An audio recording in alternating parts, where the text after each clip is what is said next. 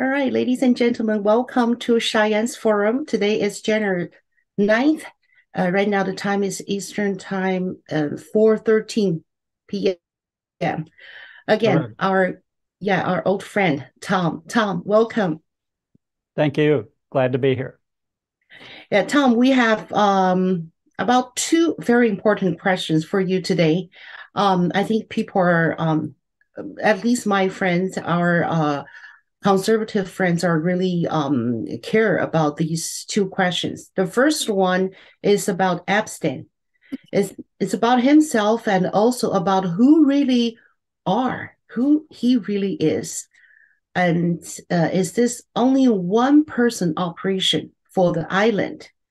Or there are a group of people behind him? And if so, what are their purpose? And also, what is absent want? Of course, I don't think anybody can answer the question, but at least we need to explore the question what he wants for establishing this kind of network. Only money, only sex, or something else? And also, who are the victims beside the kids that we know that they were delivered to these people? To do some illegal and evil things to them. They are definitely victims. And besides them, who are the victims? So these are questions about Epstein because we see more and more documents, more and more pictures, and this is outrageous. So this is the first question. And the second question is about our border. Of course, every time we're talking about our border and also the Congress, what can Congress do to prevent our borders? I believe these are their duties as well. So the first question is about Epstein. What do you think about this whole case? It's still going and not finished yet, and it's just Yeah. start. Yeah, but what do you think about this? Well, the problem is I don't really know.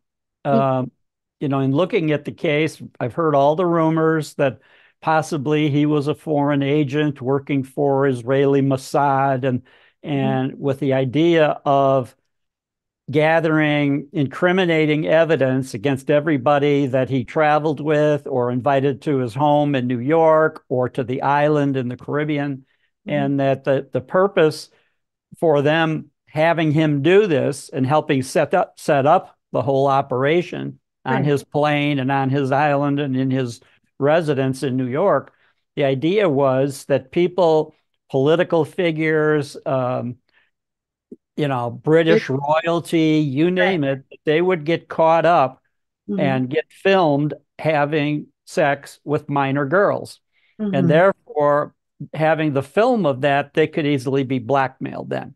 And so, Exactly. whoever he's working for, if it was a foreign intelligence agency, then they would be able to use that information to blackmail the person who Mhm, had committed the offense mhm, and get them to do, if they were in high government positions, get them to do whatever they wanted, mhm, basically, or expose them to the public and mhm. have them be publicly shamed. Although some of these people, some of the names that you've heard, it doesn't sound like they could be shamed. They're basically shameless.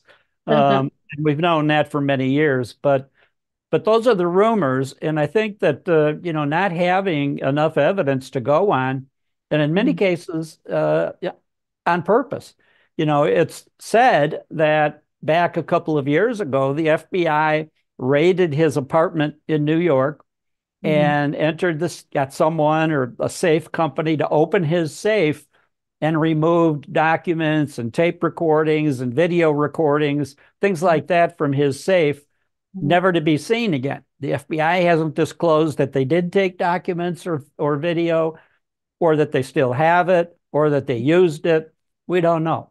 And It's so that's the disappeared. problem here, is that you have, unfortunately, the FBI has done a great deal to lose the trust they used to have from the Mhm, American people. And as mhm, a result of that, when they say, well, we don't know, we don't have the tapes, we don't know where they went, we don't know what's on them. Well, do you believe that? I don't know. I don't know if they've maintained the trust that they had for many years. And in the 29 years that I was in the FBI, these kind of issues coming up now, evidence being lost or hidden somehow or not divulged. It's very unusual, very suspicious, but that's about all I can really say about it. I can't say anything for sure that Mhm. Epstein was doing this on behalf of a foreign government or on his own personal basis for, let's say, Mhm. recreational purposes, that he's got all these videos of all these powerful men having sex with young girls. Mhm. Um, I don't know. Okay, well, that's a good answer. Thank you so much. It's honest answer, and also your answer lead me to want to know that what kind of evidence we need as a former FBI assistant director. What kind of evidence we need to identify who he really is and who he worked with? What level of evidence we need to Well, have? I think that an organization like the FBI, with the resources they have internationally, um, investigative capability to contact witnesses and friends and relatives of Epstein, that I think that they would be in a position to gather that kind of information. Mhm. Now, whether they would release it to the public, I doubt it. We haven't seen that. Mhm. Whether they would be protective of some of the people involved with Epstein, whether Mhm. it would be high level politicians Right. of the US, of Mhm. foreign governments, of others that they might protect. And ordinarily, I would never have even entertained the thought that the FBI might try to protect one of these lowly, despicable people. But as we've seen in the last 4 or 5 years with the FBI, they might. This might be very much what they do. I don't Mhm. know. And I don't know how, to have an inquiry in the government as to whether they did take documents and videos and tape recordings from Mhm. his safe in the New York apartment, whether Mhm. that happened or not. Um, they could look at, they should be able to describe what they do. They search that apartment. Mhm. Normal procedure is when you go in to do a search warrant, let's say, you Right. keep an inventory. Every item that they removed from the premises, Right. the owner of the premises gets a copy of that. And Mhm. then the FBI, of course, has a copy of that, and that becomes a sealed court document until they use them in the prosecution. But Mhm. in that case, the defense, which be Epstein, the owner of the property and the main subject, would have a copy of what they took. Right. And if they went into the safe and whatever they removed, the person would get an itemized list of everything taken. It's called an inventory, search inventory. So Mhm. that's required. It's required by the judicial system. It would be required for prosecution and for part of the investigation. Now, what happened to that? If there's an inventory, an FBI file somewhere, um, we don't know. And since they don't put that out publicly, how are we going to know? We don't know. So it's like a black hole. Nobody knows what's going on. Nobody No, knows what happened. no. So look at the name of the clients of Epstein. I personally really concerned that it is not only a sex traffic or some other criminal. It is at the level of national security. Well, that's Look, true, but you have the names, let's say, of the people that traveled on his plane mhm, to the island, or the people right, that he entertained at his apartment in New York, or right, some of these other the names that are on that list mhm, may or may not have actually had sexual relations, mhm, improper relations with these girls. mhm, That we don't know. Now, mhm. if you had the videos of it and Pictures, information that he collected to use to blackmail those people, then right, we would know. But at the right, moment, even though they're high profile people, we don't mhm, know, especially his attorneys. You have right, his attorneys traveling, in some cases, traveling to the island with their wives, and they mhm, meet with him there, or they go out to dinner with him, in anywhere he's at, in Florida, in New York, in other places. So there's a possibility of people on that list who really didn't do anything wrong mhm, except associate with him, Mm-hmm. or work for him as an attorney or an accountant or art Right. appraiser or some other, thing like that, that he would Right. have their names. Now, we don't know So without the physical evidence, especially if Epstein was collecting evidentiary material that he was going to use to protect himself, mm-hmm. blackmail the people that he blackmailed, and Mm-hmm. use that as a personal insurance policy from Mm-hmm. prosecution or from other serious activities. These are all mysteries that have remained mysterious for several years now. And and it's one thing, again, my 29 plus years in the FBI, many sensitive investigations that were, secret or at higher than secret level, or they were national security matters. So there were many investigations that were sensitive and that were not shared with the public. Mm-hmm. And there might be a valid reason. The problem, and that's one of the reasons, by the way, why the FBI needs to maintain its reputation for honesty, integrity. And in the last couple of years, with what we've seen, the two-sided law enforcement, the weaponization of the Department of Justice and the FBI, we're looking at polls from the public where the majority of people don't trust the FBI now. So Mm-hmm. when the FBI says we didn't do anything wrong in the old days, most People, of the people believed it. right. When they say that today, most of the people don't believe it. And that's the tragedy of what's happened in the last couple of years. And that's why, in my mind, the FBI, and I don't see anybody fixing it until Joe Biden is no longer president. So at some point, starting in 2025, my hope is that we have a competent president with integrity that wants to restore the FBI to the glory days of trust from the public by Mm-hmm. releasing and disciplining people that get out of line, that do the wrong thing, do immoral things or illegal things, and hold them accountable. Now, I used to joke many, many times that in Washington, the only person in this city who gets held accountable is the coach of the Washington football team. And as proof of that, he just had a losing season and got fired this week. So there's your accountability in Washington. The coach of the football team got fired. Did you see the football, college football last night? Yes, This is a good game. was, yes. It was a good game. Well, so let's see, let's pray for next year. We have a competent president to fix the FBI problem, which is not easy, but doable. I know. And this is an American problem. This is our country's well-being is at stake. That we need to have an FBI that has the trust of the American people, trust within the United States and in our judicial system. So when an FBI agent testifies in court, they're believed because they have the reputation for being believable. And same thing with our foreign counterparts. Now, my last 5 years in the FBI, I was in charge of international operations. Right. So we had around 80 offices because one or two were still in the process of being approved by Congress and the State Department and the foreign country. But so approximately 80 offices outside the United States. And the mission of the agents, analysts, linguists, personnel in those offices was to establish a trust relationship with the countries that they covered. Now, there were 80 offices, but they were covering about 150 or 60 countries.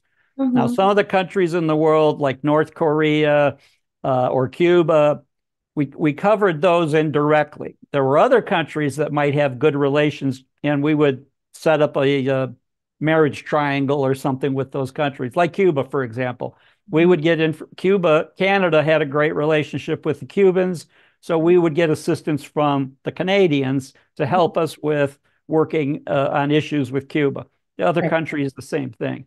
So that was very important for us to have those relationships that we could get information about threats that would be a threat to the United States, help them with issues important to them, and have that kind of relationship. We had very good relationships all over the world.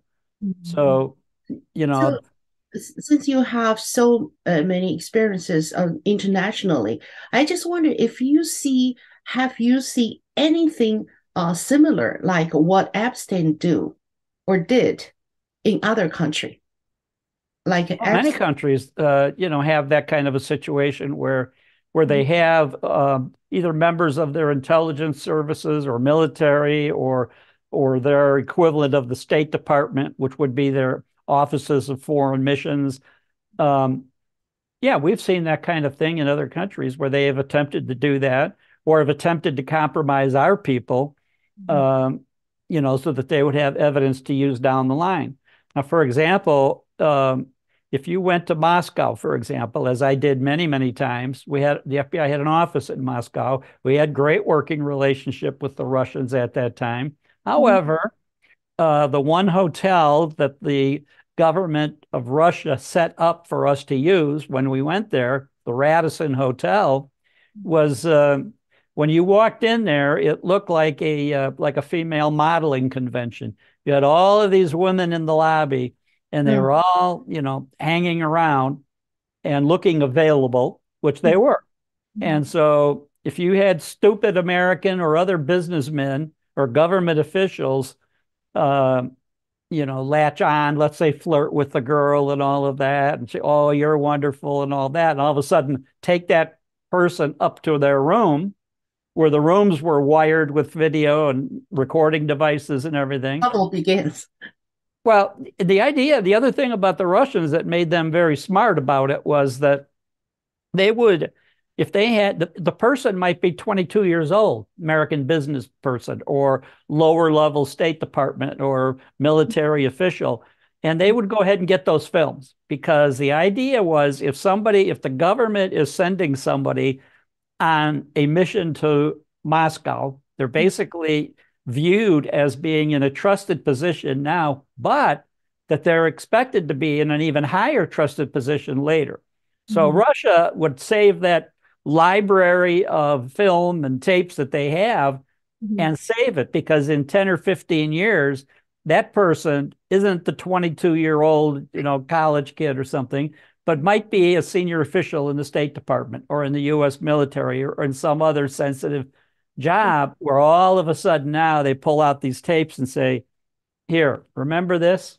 Right. And they'd be in a position to blackmail that individual to maybe provide some information or assistance, reel them in as a source of information for the long term. So that's what they're looking at is that, some of these senior officials travel to these countries as young men and women. And if they can get caught, if they can be trapped into one of these honey pots, as they refer to it, honey trap, then it could come back to affect them years later. So it sounds like it's really tradition way to control the other country. So Right. I'm curious about if, huh? Someday we find out the evidence about Epstein and who's behind him or which countries behind him, and then what's gonna happen? What probably gonna happen, in your opinion? Well, it depends on the country. If Okay. it's an allied country of the United States, Uh-huh. it could be very sensitive and it could put us in a position then to blackmail them and say, okay, we're going to keep this a secret for now, but you've got to be cooperative. You have to do such and such for us. So there's a lot of that kind of international intrigue that would go on among the governments that might be involved. But again, you have all the governments are trying to do this. So, even our friends, even our enemies, you name it. That's kind of a standard procedure. So I really, you have to look at what's going on for the long run. What are we going to be able to do with that information? Now, the other side of that is getting that information is going to be very, very difficult. Now, it right. normally happens, and I was familiar with several cases like this, is that let's say you have these issues with Russia, for example, and then one of their senior spies or foreign ministry officials defects to the United States. And we could recruit that person. That's how we find out how involved were they. So in the case of Epstein, if he's the agent of a foreign government or was a foreign agent, that may not come out for 5 or 10 years. But if it does come out, it'll be important to who were the contacts that he had, who Right, funded, what he did. Did he make all that money on his own to right. fund that unbelievably luxurious lifestyle that he had? Those are all things that we may find out or we may not. Mhm.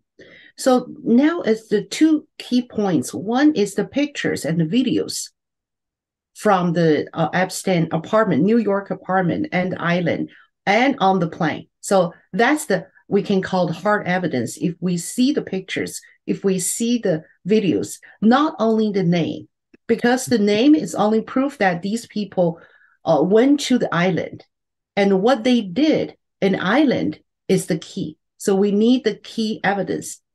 So that's one thing, right? Yeah. Now the question is, if in fact the FBI was able to seize important evidence like that, then what happened? Did they destroy it to cover up, because, senior Americans are involved in this and the names you've seen that, Bill Clinton flew to the island 26 times or something. Some of the other senior senior positions of the U.S. government, sensitive positions. A former president would be a very sensitive position. Right.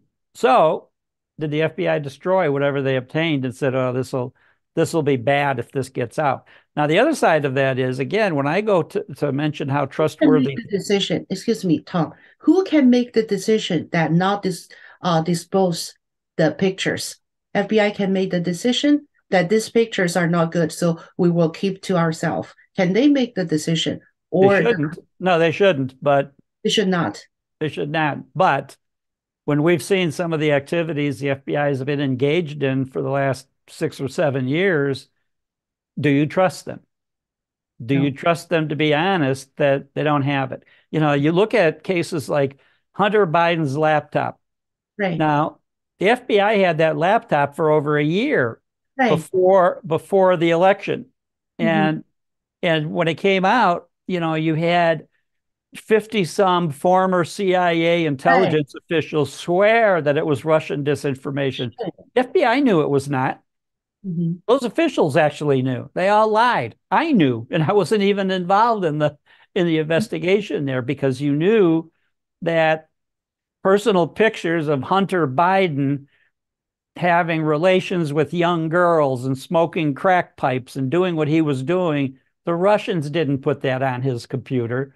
right, That's not a Russian intelligence operation. So that was strictly Hunter Biden's personal computer. And he was probably high on drugs when he took it to the shop to be mhm, fixed. Then he mhm, forgot it was there. The owner's trying to get a hold of him, come and get it. And the owner, trying to fix the laptop, had taken a copy of the entire hard drive. So that's where the extra copies come from because the owner of the shop mhm, needed that in case something got destroyed, that he could replenish the information on the laptop. And mhm. so you have all of that going on. The FBI knew for a year it was real. Right. When that statement came out by the intelligence, John Brennan and Clapper and all these guys, when they put that statement out, right before the election, like 2 weeks before the election, the FBI could have killed that immediately. They could have said no. And they could have got a hold of those guys because they would have known that that statement was getting prepared, that Mhm, those officials were getting ready to sign the document that say they personally believed it wasn't. And the FBI knew that it absolutely was his computer. The stuff on it was put there by him. All of the derogatory, all of the records that pertain to emails between the partners in the Ukraine and the inclusion of the president in those issues. So you had all of these items on that computer. Everybody that was associated with the computer knew it was the real thing. They knew it was Hunter Biden's drunken, doped up rantings or emails or pictures that he put on there. The Russians didn't put that information on there. So for these situation, they want to protect uh, Hunter Biden. to protect Joe Biden for his presidency, right? Right. And if there is another if we figure out the Epstein is agent of a foreign country and FBI try to cover for him, can we think that this is an inside job? The whole thing is an inside job? Inside by who? By the FBI, you mean? Or someone control the FBI in the United States? Good question. We just don't know. What Okay. we know is that the the videos and the documents contained on that laptop were put there by Hunter. He put that stuff there. He took those pictures. He filmed himself having sex with young girls, smoking crack pipes, um, I sending think I emails did back not. and forth to his partners. Yeah, I'm sorry, Tom. I think I did not make it very clear. My question is, if we talk about Epstein case right now, um, for the Hunter case, obviously they want to protect him, protect Joe Biden. And for the Epstein case, I mean, if we figure out finally Epstein is a agent of a foreigner, a foreign country, and this is part one. Part two, we have FBI try to cover for him about the documents, about the videos and the pictures. If that happened, can we think that Epstein case is an inside job because FBI tried to protect him, tried to keep the evidence Well, that from? might be, but we don't know. These kind of cases are very complex, and there might be two or three levels of deception that go into who's protecting who and why. Right, right. So that's the other issue here is that, personally, I was involved in many investigations or cases like that where publicly it looked like one thing, but it really wasn't. It was Right. something different for a different reason, protecting an operation that might be ongoing.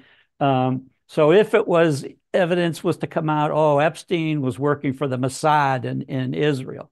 Well, could be that he was also working for the FBI and that the Mossad, it was a double, triple operation. Right, right. And we may never get to the basis of what's in all of that information. We may never know the truth of it. Now, the Mhm. other thing is that, if you want to look at Hunter and the laptop and all the issues with him, it sure looks like the president is going to pardon him and the other associates that were involved with him Right. in taking the money that he took in Mhm. and that the family took in several million, tens of millions from China, Right, tens of millions from the Ukraine, right, right. from, several other countries. And, it's pretty clear that one of the reasons that Biden would like to stay in office is that would give him the ability to pardon all of them before he leaves.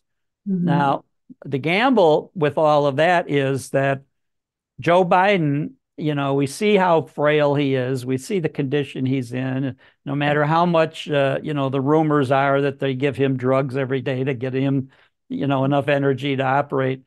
But Mhm. if that could backfire, if Joe Biden drops dead, before he pardons Hunter and the rest of the family members, then they're not going to be pardoned. Yeah, They're going to get prosecuted and the truth is going to come out. So that was he's gambling with his own life that Mhm. he could stay in power long enough.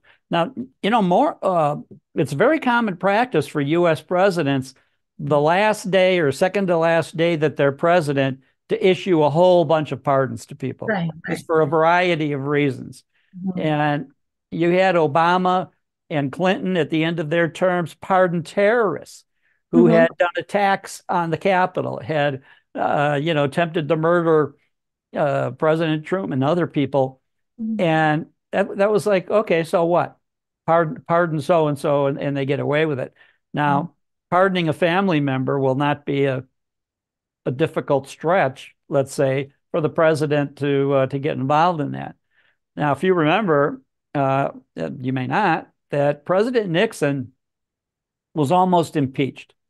Yeah, And right. because of Watergate and his activities in trying to cover it up, and the Mhm. evidence that came out that he was trying to cover up, there wasn't as much evidence that he ordered the break in at the Watergate Democratic offices, but that he tried to cover it up, paying bribes to the people that were involved in the break-in, tried to keep them to keep their mouths shut, Mhm. and didn't quite work. So now um, Senator Barry Goldwater, at the time leader of the Republican Party in the U.S. Senate, and a couple of other senators, they visit Nixon in the White House and they tell him, you better resign because impeachment articles are going to come and we're going to vote you guilty. Now, imagine that now, because when they talk about impeaching Joe Biden, all of the Democrats are going to say, no, he's innocent. We're not going to find him guilty. So you have that delusion on their part of lack of justice. But in any event, Gerald Ford, then Nixon resigns, Gerald Ford becomes president. And then he issues the pardon against Nixon that for everything involved in Watergate, he's forever pardoned. So he Mhm. won't be prosecuted. And Mhm. I'll never forget Gerald Ford going on TV, almost crying, saying, our long national nightmare is over. I'm going to pardon Nixon. Well, in a way, it only continued the nightmare because it kind of established that, well, the president might be above the law. In our Mhm. system, nobody is supposed to be above the Right. law, Right. but Richard Nixon ended up being above the law. So you Mhm. have that situation now that a pardon, on the part of Joe Biden, he could pardon his family. And Mhm. we're talking, when you talk bribes by when I was an agent in Chicago, we had politicians take bribes that money would get put into their campaign funds. And we had the mafia do one scheme where they fixed horse races at the local racetracks. And they Mhm. would take the politician to the track and tell them, bet on this horse, bet on that horse. It's going to win and pay 100 to 1. And that way it looked honest. It looked like it was legitimate. Right. And so that's kind of what you have now is that the appearance of impropriety with a pardon issued by the president isn't so bad. Because you've Mhm. had every president, not everyone, but almost every president, pardon people that had been found guilty of crimes or were Right. assumed to be guilty of crimes. Now, Mhm. Nixon had never been prosecuted. He wasn't impeached. No trials had taken place. But basically, Gerald Ford gave him immunity for life on the issue of Watergate. So So it's obviously the pardons was being abused. Can we yeah, say but that? it's in the Constitution that the president can do that. So, Right. so So they've that never tried. They've never tried to amend have a constitutional amendment saying enough is enough, no more. They okay. just don't. So in this situation, if Biden pardons his whole family, they got grandchildren getting money transferred to them. If the whole family gets pardoned by the president, now what? Now, later they could do an amendment to the Constitution saying president no longer has that power, or it has to be approved. Maybe it requires a 2/3 of the Senate to approve it, or some backup that has to back up what the president does. But That I is don't very think we're going to sad. see that. I don't think we're going to see that anytime soon. Right. So the last question is again about regarding the Epstein issue. So the Epstein, when more and more documents and the pictures are showing up, people are thinking, okay, Epstein maybe it's not a one person operation. So who's behind him? So this game is like, if you don't feel comfortable, you don't have to do that. Um, Suppose there is a foreign country back Epstein, or suppose Epstein worked for a foreign country as an agent. From 1 to 10, the following countries, what you score it. First one, Russia. For 1 to 10, one is unlikely. 10 is high likely. Epstein work for Russia. What's the score you're going to give to? I'd rather not score it that way because from my experience, it could be any country, any of the big countries. It could be Russia, it could be China, it could be Israel, it could be Mhm. many countries that might have gotten involved in something like that. Sure. And I hate to speculate when I Okay. just don't know. And we may Okay. never know, but I don't know for sure. Okay. Yeah. Thank you. That's a good answer. I like it. Thank you so much. And for our second question for today is about we know that the past weekend, the Congress just passed a new budget to prevent the government from shutting down. Now we have five Republic congressmen. They are Andy Biggs, Mark Gates, Mart Rosendale, and Bob Good, and Ali Crane. They just said no border, no stop border crisis, no government budget. So they are associate the government still working with the crisis on the border. I think personally, I think it's very smart to use the leverage of the Republic, the majority power in Congress. But unfortunately, we saw they pass the budget that Democrats want to, while Democrats have no guarantee or even no promise of dealing with the border crisis. And according to Biden administration, right now we already have 11 million illegals in the states, and they're still coming every single day. So my question to you is why the Congress do not use the leverage to push the Biden administration to do something in the border crisis. And just like you said, every time we have the program and we have the interview, you always said that the border issue is the biggest issue, is a national security issue, and we are in danger. So I just feel a little disappointed for the Congress to pass the Well, budget. I'm very disappointed in Congress that there's a lot of leverage that they could exert because all financial bills or financial laws have to start in the House of Representatives. And Right. right now, the Republicans have a very tiny majority, but they do have a majority They in the do House. have, yeah, And, very and they've tiny. not been exerting the power or the leverage.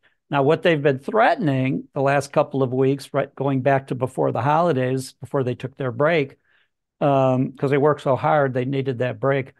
Um, so one of the things they were that was a bad joke. Sorry. Go The ahead. um, so they were talking like the 65 billion that Biden had asked for to go to the Ukraine. They Mhm. were going to hold that up unless Biden did something at the border. Now, Yes, I said remember. back then that, when it comes to those kind of threats, or they're trying to tell Biden, you can't do this, or we won't give you money for that, all of those kind of things, that for the most part, those are, I thought at the time, idle threats. Let's see if they actually do anything to hold Biden accountable or restrict the money going to the Ukraine that he wants to send. Um, I don't know. But, when it comes to Congress, when it comes to our officials in Washington, the old expression, when all is said and done, there's usually more said than done. Yeah. So they talk a great game. Oh, we're going to do this. We're going to hold them accountable. Well, there's already been the football coach has been held accountable. So that's the limit for Washington now. Don't need to hold anybody else accountable. We fired the Redskin or the Commanders coach. That's it. So, I mean, that's kind of how they operate. And I think that when it comes to the money going to Ukraine or to Israel, you have, or even Taiwan right now, you have the Congress is almost like the uniparty. There doesn't seem to be much difference between Democrats and Republicans.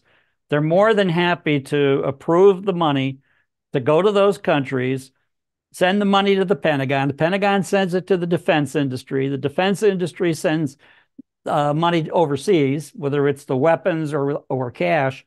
And in the meantime, then the Congress officials who authorize the payment, they get money back for their campaigns. So you have this giant circle of money Mhm. benefiting all of the parties involved. Everybody's happy, except who? The American people having to fund all of this activity. Right, So right. we'll see. And we're paying for so many things in the Ukraine. You had one of their senior finance ministers a couple of weeks ago Mhm. complaining about the delay in getting the latest amount of money to the Ukraine, the money that Biden says, he wants to send.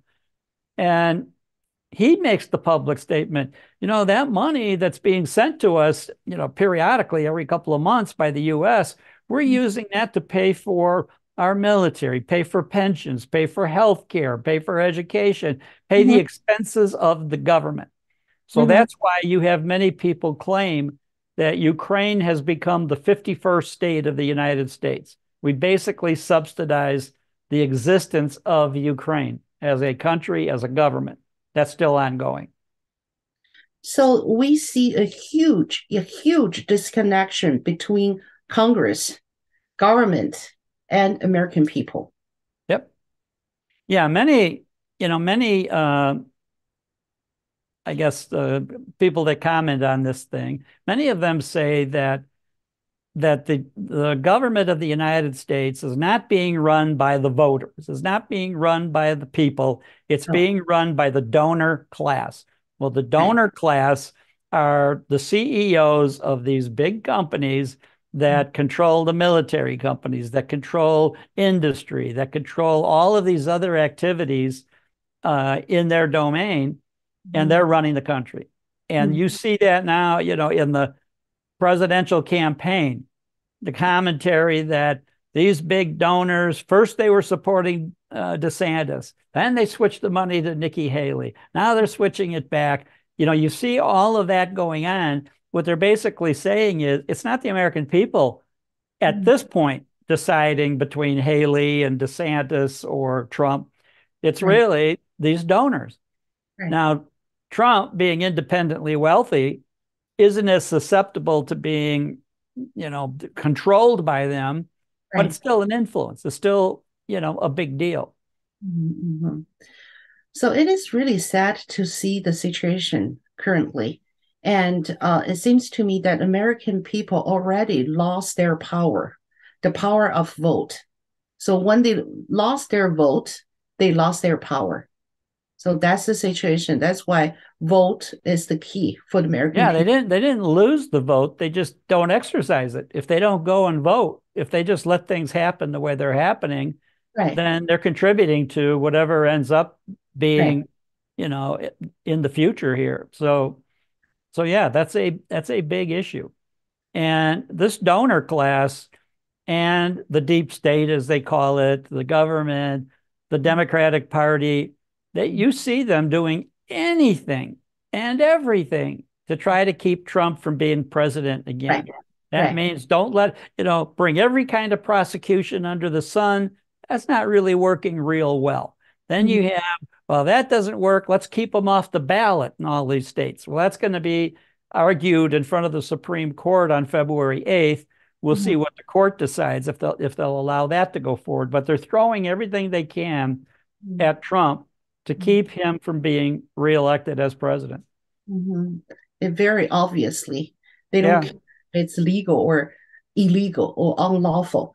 So then that last question, maybe we have 7 minutes, is about Ray Epps.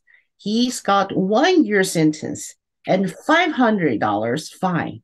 Well, Ray Epps basically, you see the videos of him the day before January 6th and on January 6th, standing in front of the Capitol, egging on the people. Let's go in, storm the Capitol, do all of these things.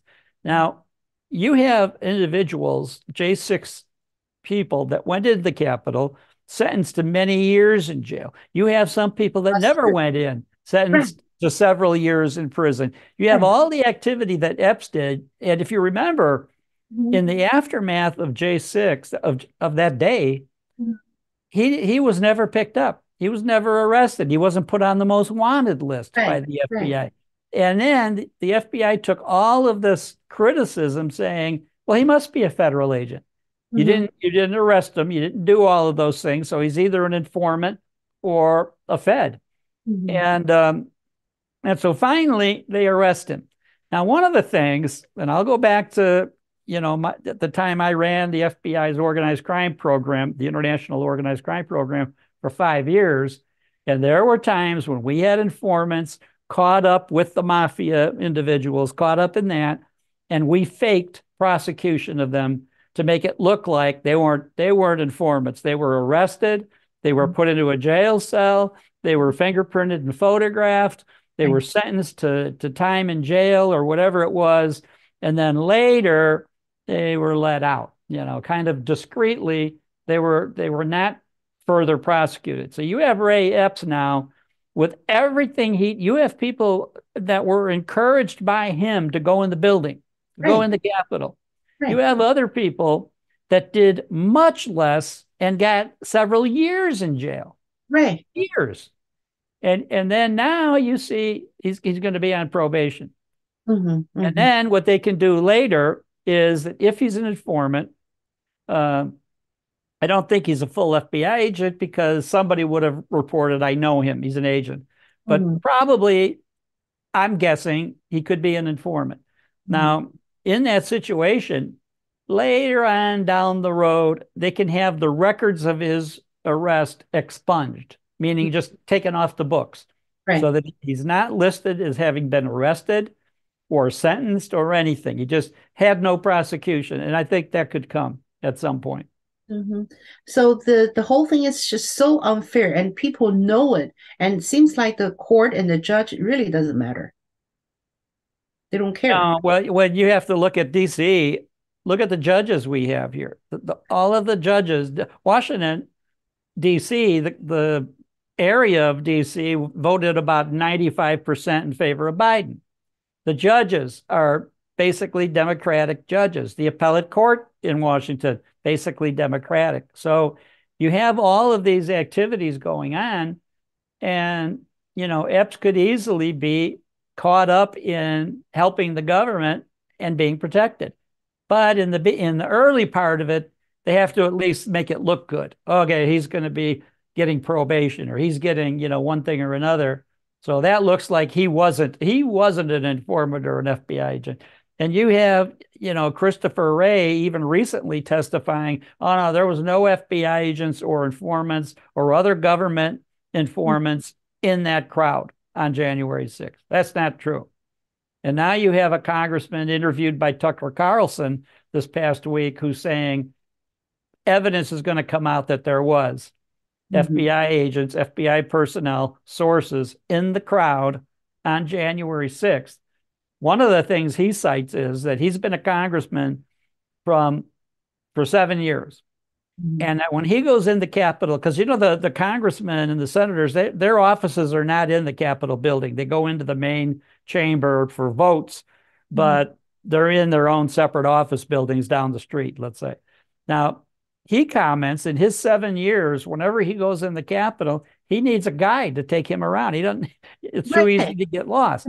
And he's saying that the fact that those protesters could find Nancy Pelosi's office that day tells him that there were probably agents dressed up as MAGA Mm-hmm. supporters in the Capitol, so that when the crowd came through the door, follow me, and took them right to Pelosi's office, or took them to Right. other places that Right. most people would not be able to find on their own. It's a big setup. It's a huge setup, It and looks like people, it yeah, and has people, all the appearance of being just that. right. Right. Now, if Mm-hmm. as this congressman believes there were as many as 200 FBI agents and informants in the crowd, that they were put on buses, brought to Washington to participate in the demonstrations and then the entry into the Capitol building.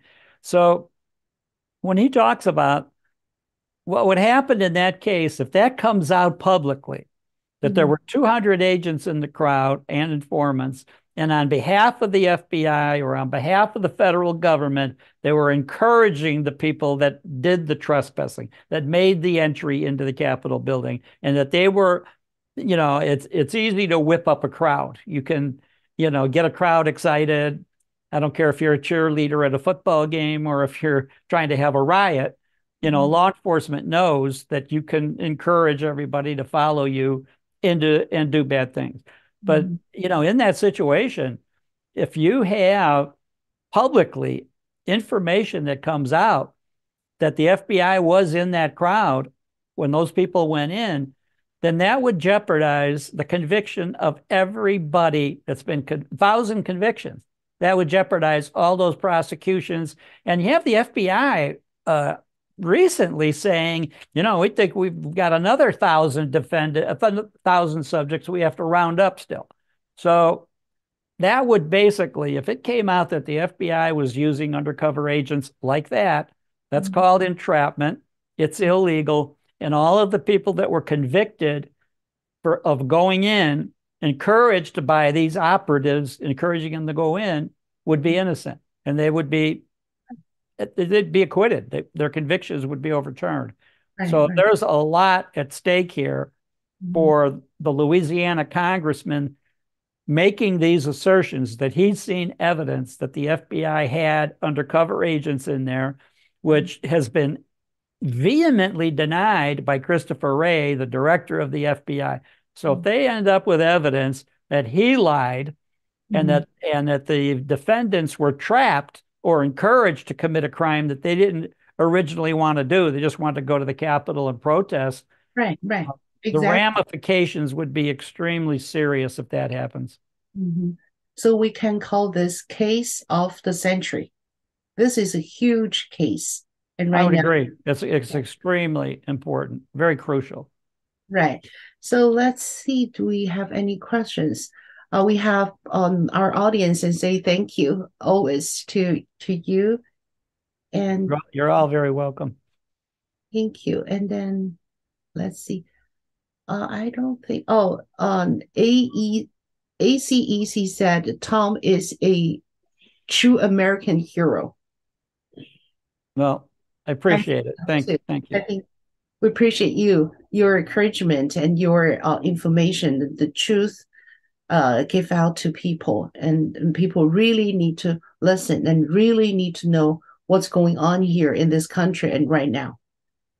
Well, I wouldn't be able to do it except for you putting me on your podcast to do it. So thank you. You're the true American hero in this by enabling me to come on and say what I say.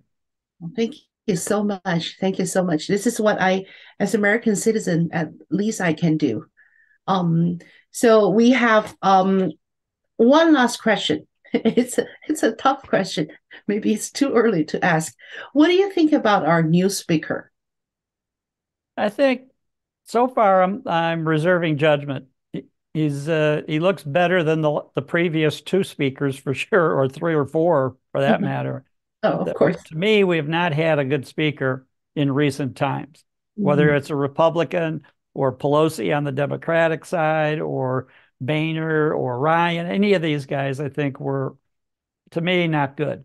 So far, he appears to be saying the right things and trying to do the right things, but we'll see. I don't know. Yeah, we'll see. We'll see. And then in China, we have saying that you judge the people not by what they say, but by what they do. Oh, absolutely. And then and for something like that, you don't have to be Confucius to make a wise statement like that. exactly. That's pretty obvious. That what do you Common do? sense. Yeah. Right. Common sense. To me, I think the Democrat, what they do, define them as not a Democrat party, it's a communist party. What they have done, and they will do, it's define them as a communist party. I don't see them. No, I agree. And I think the evolution of Marxism in the United States has been it's almost 100 years now. Go back to President Wilson and go into the Franklin Roosevelt administration, on and on. And yes, you have the Marxism attempt to take over the United States is well in progress. Our schools, our entertainment industry, our government, our military, you name it. That Marxism is alive and well. And I think that, if Karl Marx was around, he wouldn't believe how successful that philosophy has been in the United States, which prior to all of this is the most successful country in the history of history of the world. And to have the effort to bring down the United States, to me, is just it's a tragedy. Right. It's horrible. And then we have a young Kelly said, could you let me know where can I find Tom and his friends channel or podcast?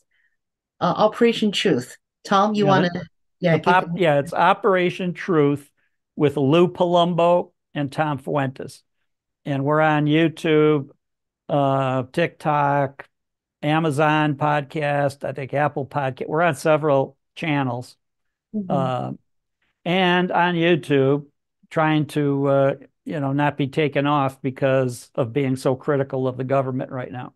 And Right. you've experienced this yourself that you could be demonetized, you could be taken off the air, you can have your YouTube channel canceled. And I think that people probably don't realize YouTube is owned by Google. Right. And you're talking about executives in these companies that are extremely liberal. They are Mhm. not conservative. And in some cases, they don't even seem to be patriotic Americans. They No. seem like they've come from somewhere else and are more than happy to keep conservatives off the air, off the channel. Right. And They so we're taking this day at a time, day by day, to Mhm. be able to try to get the information out that we can. Thank you so much. And I see another, I think it's a lady, how he said, Lucy Scott said, recently, President Trump posted a new campaign video at around 2 seconds. Seth Rich, with long hair, smiled behind President Trump and Melania. Is Seth Rich still alive? I don't That's know. Not that I yeah. know. Okay, yeah, I don't know either. I hope he's still alive, but I don't know. And then our friend said, wonderful. And thank you so much, Tom, and wish you can come here as a guest more often.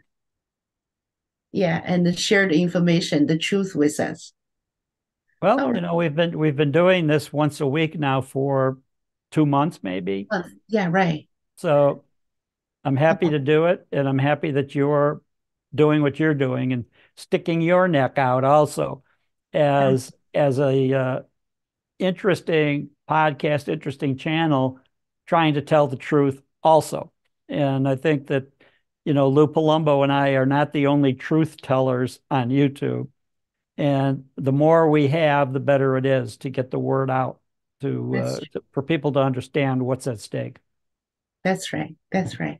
Okay, well, I think our time is up, and then thank you so much again to share with us your truth seeking the process, and then some information that we'll never know if we don't have you here.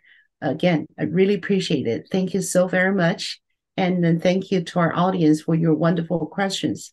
And I Yeah. will do a Chinese version later, and then Okay. we'll go from there. Okay. Well, thank you very much. I appreciate everything that you do, and you're working harder than I am because I'll be relaxing later when you're trying to translate what I said.